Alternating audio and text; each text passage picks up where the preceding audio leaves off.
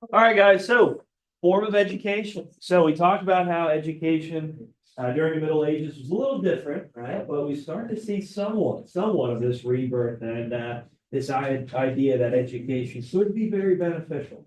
I know I tapped into the commercial revolution just a bit. I'm definitely going to really hit hard on that today. And if we have time, I'll talk a little bit about the Hundred Years' War, right? So you can see how we're kind of getting close to the end of the module.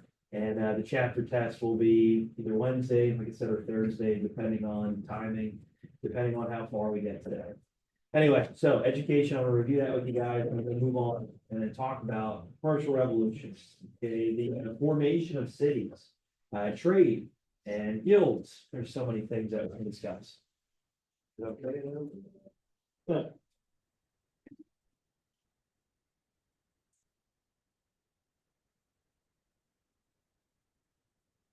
Here, Lloyd, you need a loaner iPad here. You need this iPad. Are you sure? Okay. Let's see, I have one of these here yet, one extra.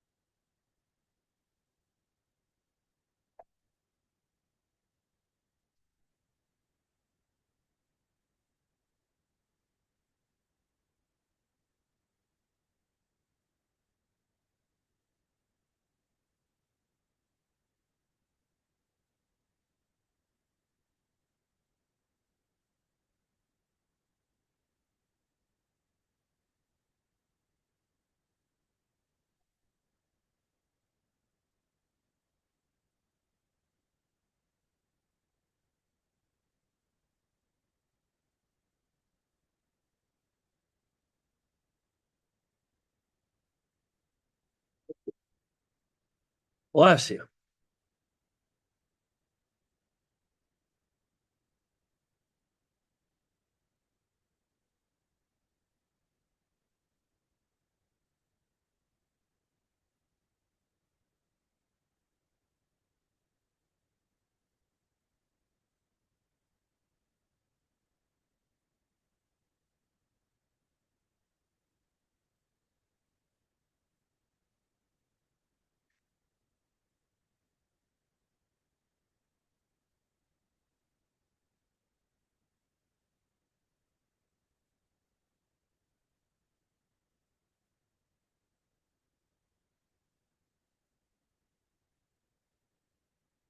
Yeah, y'all finished up.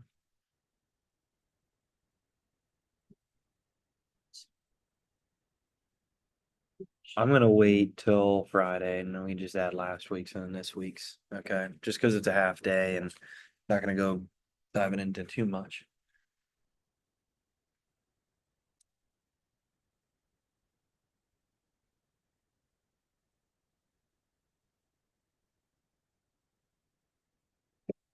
You guys need another minute yet? Yeah, one more minute.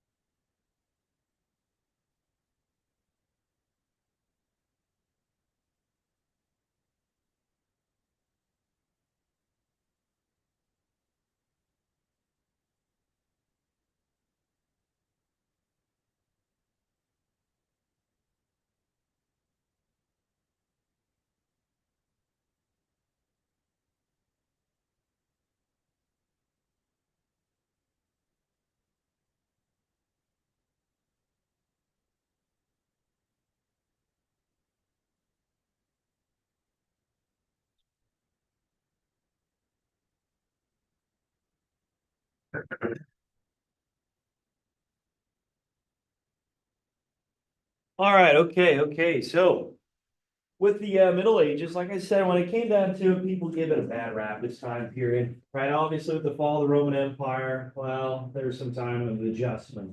And we talked about feudalism, right? We talked about the feudal pyramid. We mentioned about how there needs to be an essence, a government structure for protection.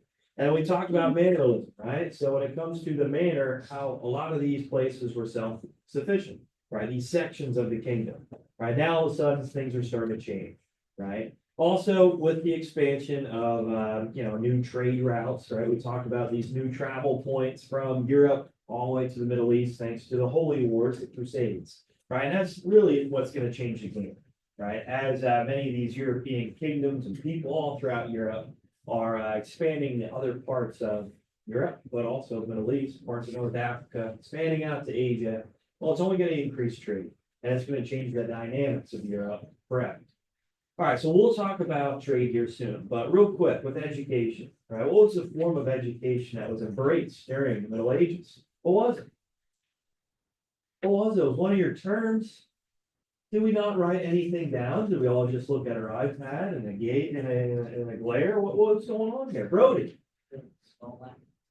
Scholasticism. Yeah, good job. Good. So scholasticism. Good. All right, so with these medieval universities, they start to pop up, start to form right, all throughout Europe. And Oxford was one of the examples I showed, which you ever hear of that college? I'm sure you have. Right, it's definitely one that dates back literally to this time that is well known for its academics. Anyway, what do we know about scholasticism? What are the principles of it? Chloe? Basically states that Christianity could be proved by an argument and how it combines Greek and Christian thought.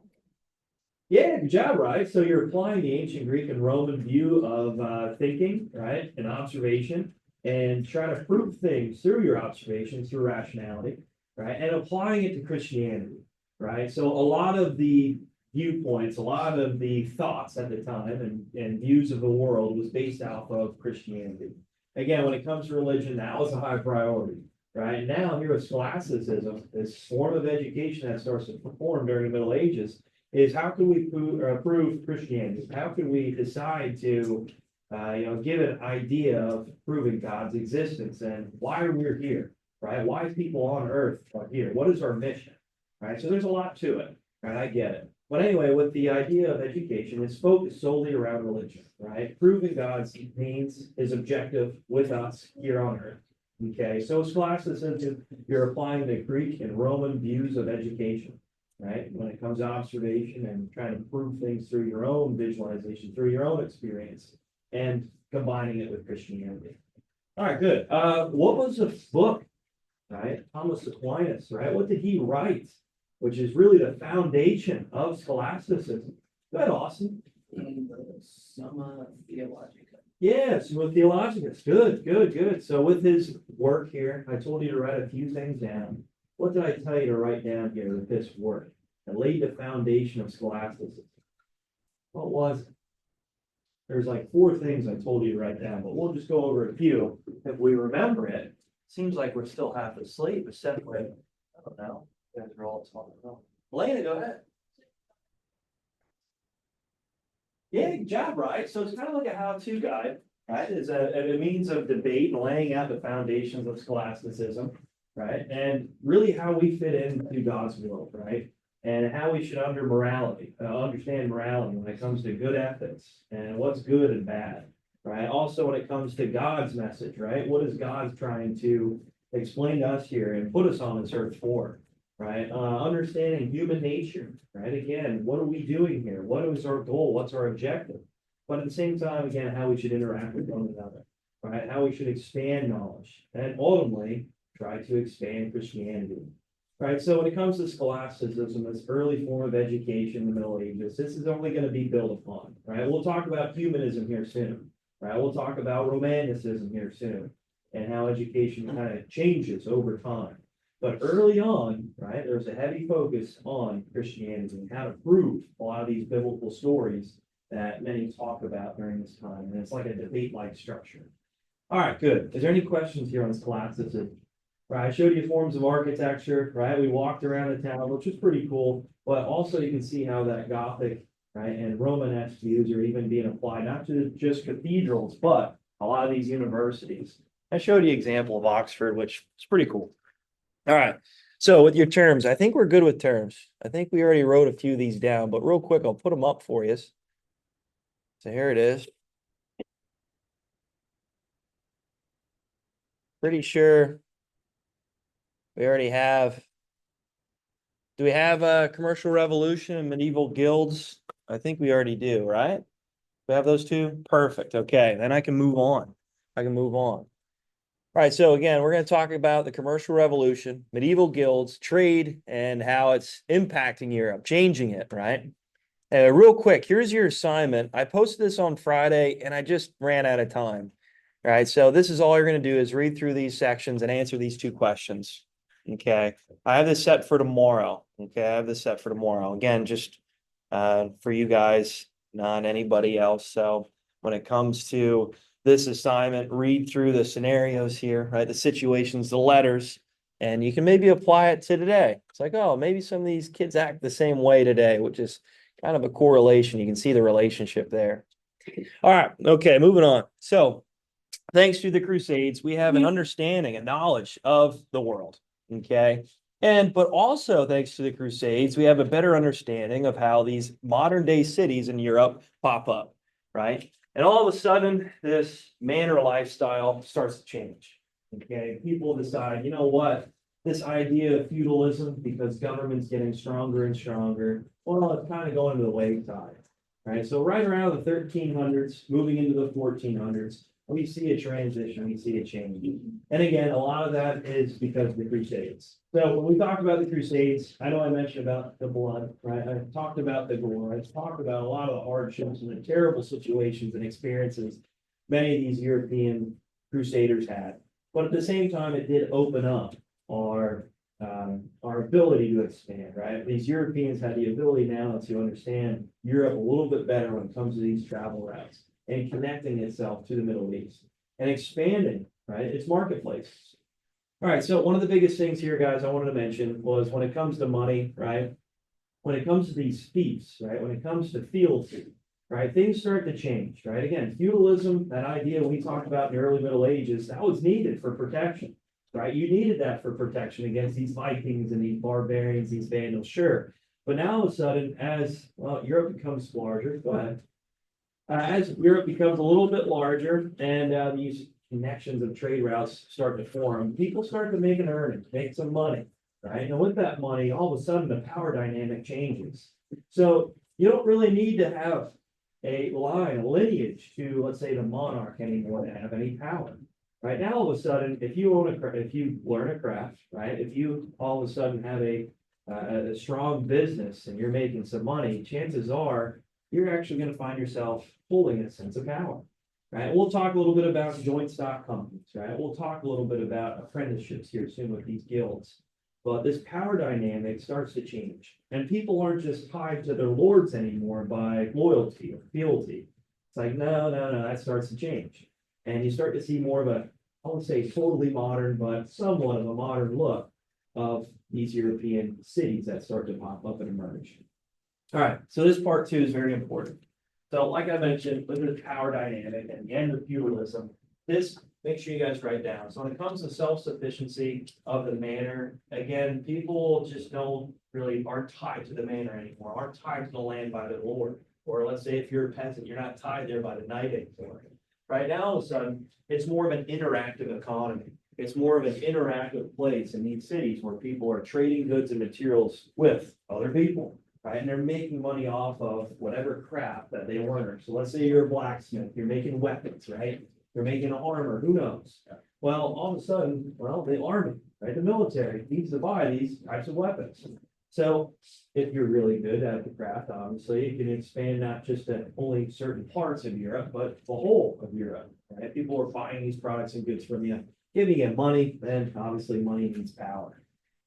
All right, so anyway, with the late Middle Ages, the high Middle Ages, we start to change, right? We start to grow into more of a modern look of what these cities are. And again, without the Crusades, who knows when this would happen, right? Who knows how this interactive economy, right, would have even took place. Okay, So expansion of trade. So with the expansion of trade again, peasants travel town to town, right? These cities become interconnected through these trade routes. And well, communities start to pop up. Again, people aren't just tied to the manors anymore. Make sure you know that, right? The manor lifestyle kind of ceases to exist at this point.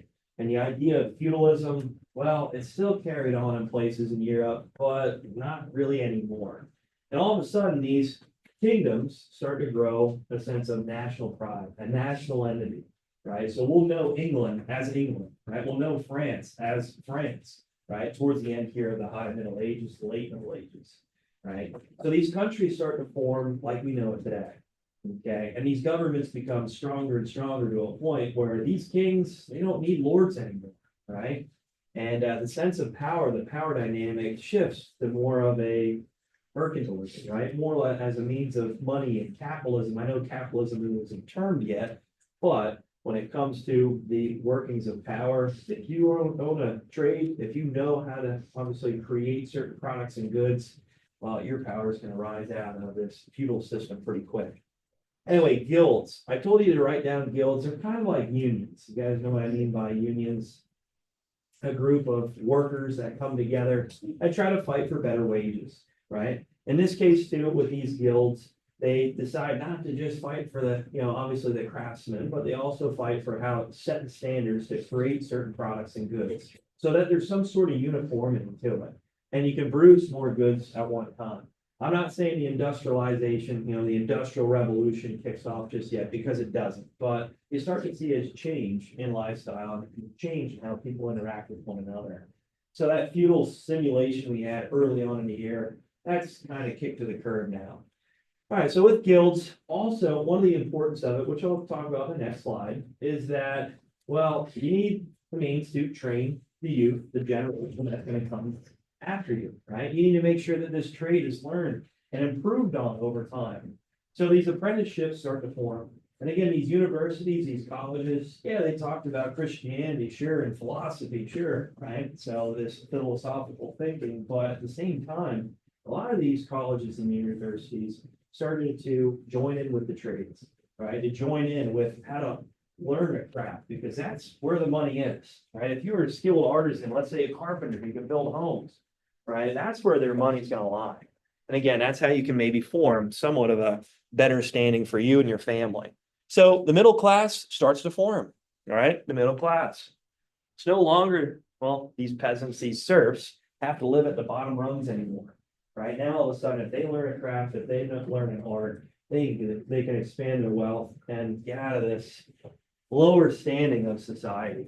So again, feudalism, it was nice there for protection. It was great, especially after the fall of the Roman Empire. But, well, you can see it getting kicked to the curb as trade increases. All right, so here's some pictures of what you can see with modern day craft work, artisans. There's a blacksmith there. Pretty cool. Pretty cool. All right, so again, as cities, right, as this manor lifestyle, right, as these cities form, as this manor lifestyle changes, feudalism again is just not there anymore. And these cities form because of artisans, right, because of craft, because of trade, right? And no longer do you have to seek protection out from, let's say, the person above you in this feudal pyramid. Okay, these people again earn a living, and wars. Right, yeah, there's going to be wars and conflicts. We're going to talk about 100 Years' War here soon, but you can see how people sort of gain a sense of national pride, and a lot of these smaller kingdoms start to come together, right? And this national entity becomes larger and larger. Like I said, you'll know England as England, right, from here on out. You'll know France as France from here on out. It's not just broken up small kingdoms, especially here in Western Europe anymore.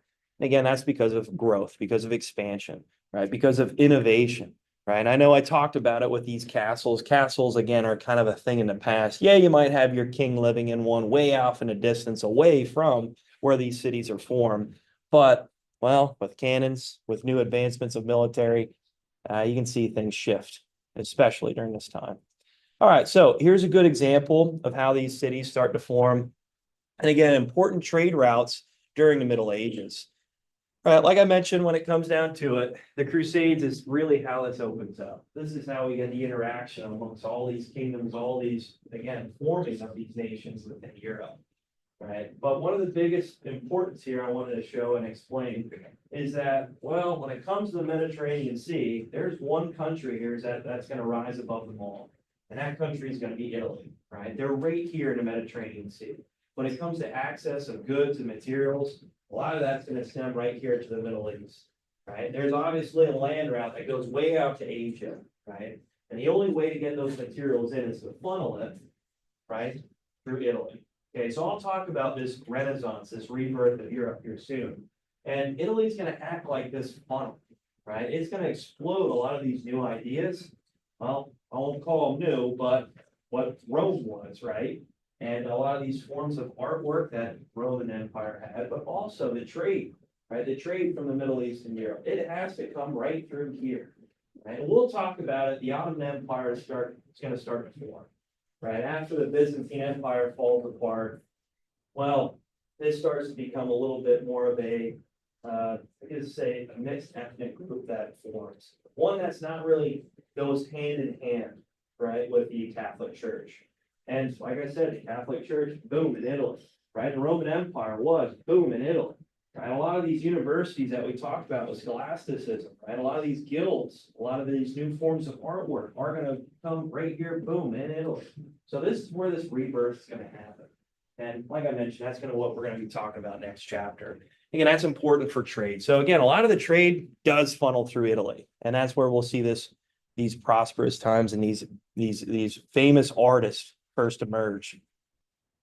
All right, so like I mentioned with medieval guilds, okay, so these craftsmen start to form these major cities all throughout Europe. And well, as you can see, right, they're the ones who are going to kind of control these cities. They're the ones that are going to take the load, so to speak, off the monarch, okay, and allow for these cities to become richer, more prosperous, right, but still adhere to the king. So as the king grows, right, as his power grows, okay, and becomes more centralized, so to speak, right, this feudal system is kicked to the curb. No longer is he dependent on many of these lords. There will still be a higher nobility, sure, but they're not going to hold the power as much as what they did during that feudal society.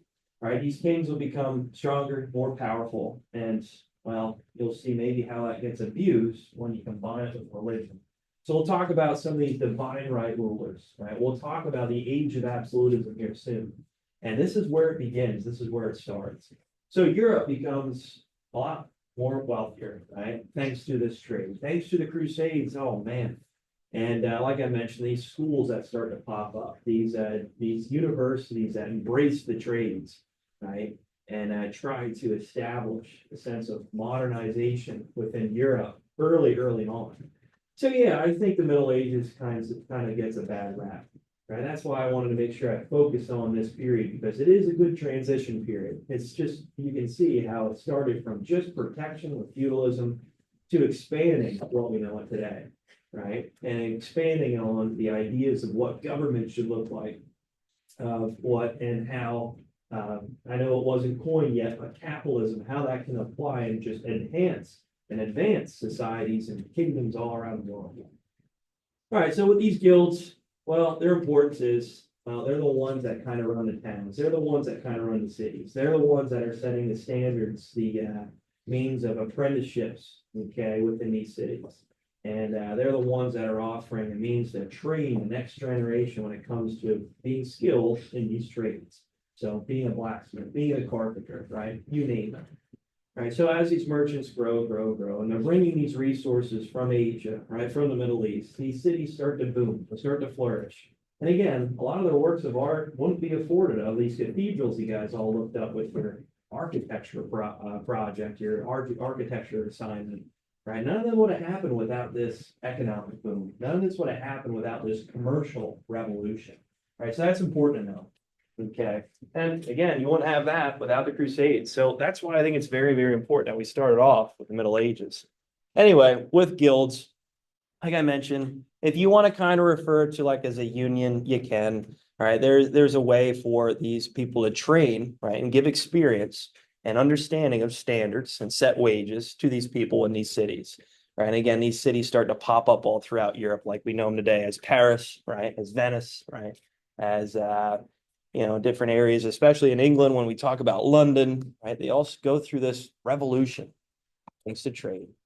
All right, so last thing I want to mention is about Parliament, right? So not only do we see the economy change in the Middle Ages, but government too. So like I mentioned, government does become more centralized. But one thing I wanted to mention, and we saw it early with England, right? Their king, their leader, the power of the leader of the king monarch starts to change a bit. And what was that written document we talked about, the Great Charter? What was that called again? Go ahead, Naomi. The Magna Carta, good job. So early on in England, English history, right, we see a limitation of the power of the king. We see how the power isn't above the law, right? The power of the king isn't above the law, right? And how the king actually had to adhere to these laws as well. And they can't just tax willy-nilly, right? They can't just throw people in jail for no reason. And we'll see it kind of kick back a little bit with the age of absolutism. But in England especially, we see a transition. Right? We see a means where the nobility, well, thanks to this commercial revolution, thanks to these people having money more than, obviously anybody could imagine, well, they gain a sense of power, right? And England, it starts to change, it starts to transition, where people say, you know what, these skilled artisans that hold a lot of the wealth, why don't they have a say in government, right? They can raise an army just as easy as, let's say, the king. They can just buy people outright to fight in this army, in this military, right? They can pay these troops in order to maybe start a rebellion. So the king starts to realize, especially after this Magna Carta, right? You know what? We got to do something, right? We need to adjust our means of governance because if we don't, this could get pretty darn ugly. Right. So with Parliament, it starts to form, okay, more towards the 13 and 1400s. And the reason for it is because, well, the nobility was a little scared exactly how much the power of the king could be. And at the same time, again, they had some money, right? And the king actually had to adhere to this because if he didn't, well, these nobles, these artisans, right, that made all this money, they start to become pretty rich. And they can build up an army pretty darn quick by paying people to serve in it. It's not just a loyalty anymore, but actually something that you can build wealth off of, which is, again, money. So that's important to know. Parliament starts to form. Again, was it perfect? No, it wasn't, right? And it's not like what we see today in our country where we elect our senators, right? We elect our House of Representatives. Still no term limits, though. What? Maybe that's an amendment we can see here coming soon. But early on, when it comes down to it, you held wealth, you held power. And yeah, you might have been appointed by the king. You held a sense of, again, control within the country, right? So Parliament, right, starts to form, which limits, again, more of the power of the king, which is good. It's good. Again, not perfect by any means, but still a formation of it. All right. Is there any questions? All right. Next chapter, we'll talk a little bit more about these bankers and these these finances here, which pretty much elevates people to become somewhat kings. We'll talk about the uncrowned kings here soon, and that's going to be the Medici family that helps, well, fund a lot of the famous works of art that we know today. So yeah, wealth does mean power. It really does. And you can see the dynamics change here quick with the improvements of trade and increase of trade in the Middle Ages. All right, I'm going to talk about the 100 Years' War more tomorrow, right? I'll talk more about the plague, maybe tomorrow, maybe more on Wednesday, but expect a test here. I'm thinking Thursday. I want to try to plan it for Thursday. If we get to Wednesday, great, but if we don't, no big deal. All right, is there any questions? Okay, you have an assignment here, College Life of the Middle Ages. I'd like you guys to work on that right now. Here it is. Again, there's only 2 questions, so please use your time wisely and work on that assignment.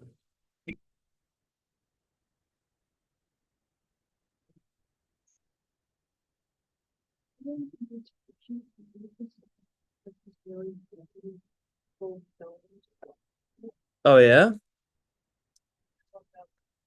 Oh, that's cool. There you go. Yeah.